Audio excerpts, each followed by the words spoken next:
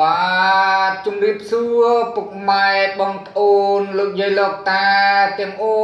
ថ្ងៃនេះខ្ញុំបាទបានលើកយកគាថាប្រើ100គុណ1មេដើម្បីយកមកចែករំលែកទៅដល់ពុកម៉ែបងប្អូនលោកយាយលោកតាទាំងអូយកទៅសិក្សារៀនសូត្រណាគាថាប្រើ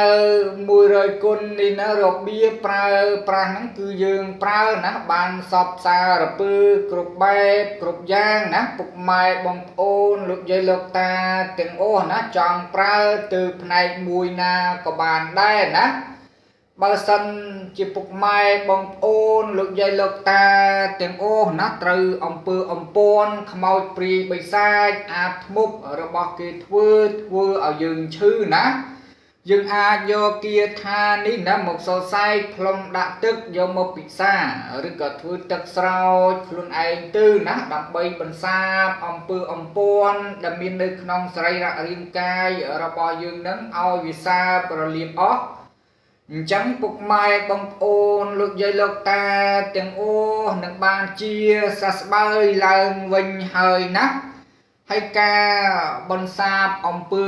ខ្លួនឯងនេះវាមាន2បាទបើសិនជាយើងណាត្រូវអំពើណាអរិយខ្មោចព្រាយបិសាចធ្វើណាយើងអាចប្រសាបខ្លួនឯងបានតែបើសិនជាយើងត្រូវអំពើមនុស្សធ្វើណាយើងមិនអាចណាបន្សាបខ្លួនឯងបានទេណាគេថាកំបិតណាមិនអាចចាត់ដងខ្លួនឯងបានឡើយណាពុកម៉ែបងប្អូនលោកយាយលោកតាទាំងអស់ណាតើតែយើងរកគ្រូដោះគ្រូជួយសង្គ្រោះណាទើបវិជាធូរសះស្បើយណាពុកម៉ែបងប្អូនលោកយាយលោកតាទាំងអស់ណាអញ្ចឹងទេកុំឲ្យខាតពេលវេលាកាន់ទៅវិញឆ្ងាយយូរណាយើងចូលទៅរៀននៅគាថាយើងទាំងអស់គ្នាអ្នកមោពុទ្ធាយៈអ្នកមោធាយៈអ្នកមោពុយៈអ្នកមោពុទ្ធាអ្នកមៈពតៈមៈពតៈអ្នកពតៈអ្នកមៈតៈអ្នកមៈពៈអ្នកមៈអឧមៈអឧអ្នកអឧអ្នកមៈឧអ្នកមៈអចភៈកសៈភៈកសៈចៈ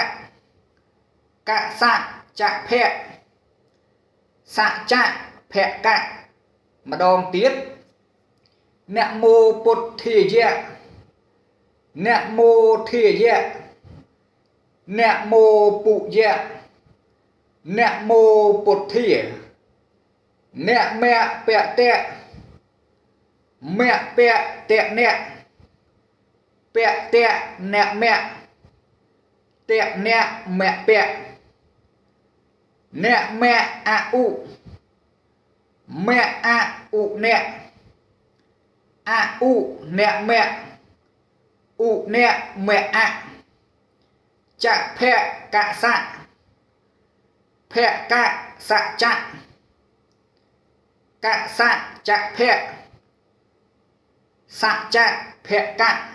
អញ្ចឹងពុកម៉ែបងប្អូនលោកយាយលោកតាទាំងអូយកទៅសិក្សារៀនសូត្រតាមការគួរចុះណា